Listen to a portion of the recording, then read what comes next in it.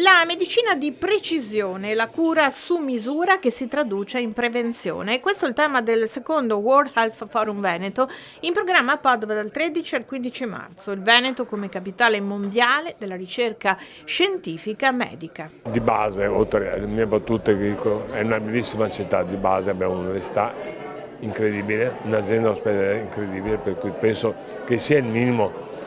Padova deve rivendicare questo ruolo anche come assetto industriale, per cui è molto importante quello che viene fatto, mi auguro che venga fatto di anno in anno perché ha una valenza sia per la salute dei cittadini sia per l'aspetto commerciale. Il Veneto si candida a diventare un punto di riferimento nazionale, internazionale e mondiale, lo vedremo con questa seconda edizione, toccando dei temi importantissimi come la medicina di precisione, la medicina personalizzata, di conseguenza i farmaci personalizzati, innovativi, e sappiamo quanto su questa tematica ci sia oggi molta discussione, ma anche tutto quello che è legato alla prevenzione, quindi malattie infettive, approccio One Health, ma malattie croniche, quindi come vivere meglio, quindi come investire nella qualità di vita, che vuol dire investire in prevenzione, ma vuol dire investire anche nella parte economica che arriva da nuovi studi, ricerche e quant'altro. Innovazioni che devono essere sostenibili economicamente. Ci vogliono grossi investimenti.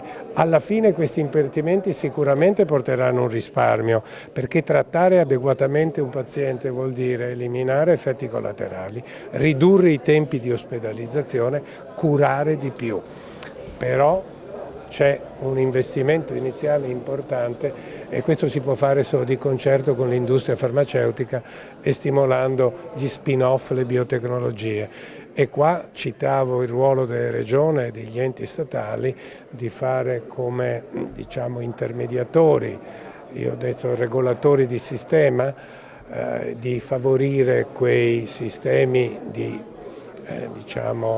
agevolazione sia fiscale che finanziaria per incentivare all'estero, e così cioè finanziano per 20 anni un'azienda togliendogli le tasse, oppure per 5 anni assumendo i nuovi ricercatori.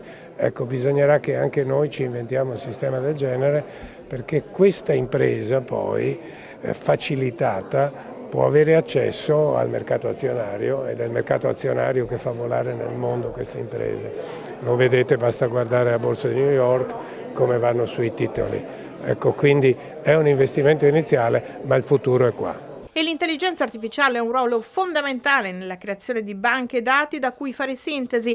Basterebbe inserire nel microchip della carta d'identità i dati sanitari personali per poterli elaborare con risultati notevoli. Potremmo avere, come nel caso della pandemia, una predizione in base alla genetica del virus di quante persone potevano infettarsi, oppure, e cito le resistenze antimicrobiche che saranno il problema la prossima, sono già una pandemia strisciante, ma probabilmente nel 50 faranno più morti, si parla di 20 milioni di morti che lo stesso cancro all'anno, quindi potremo avere una predizione di batteri resistenti, di come si sviluppano, se abbiamo una banca dati e se sappiamo seguirli e sequenziarli rapidamente utilizzando e capendo dove sta la resistenza, e quindi inventare anche nuovi farmaci, nuovi antibiotici.